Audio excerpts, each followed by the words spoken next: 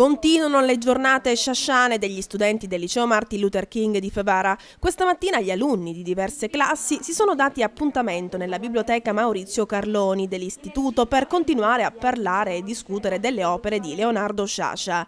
È oramai un appuntamento annuale nel quale i giovani del King si concentrano sullo studio di un'opera del noto scrittore racalmutese.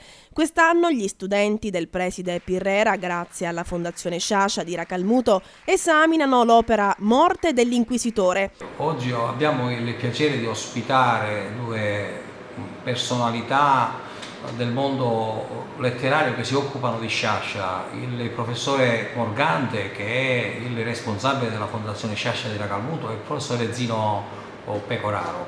Già nei giorni scorsi gli allievi si sono recati nella città natale del letterato per partecipare ai convegni a lui dedicati. Oggi, con l'ausilio dei docenti di lettere, gli studenti hanno realizzato anche dei videodocumenti che sono stati proiettati durante la giornata di studio.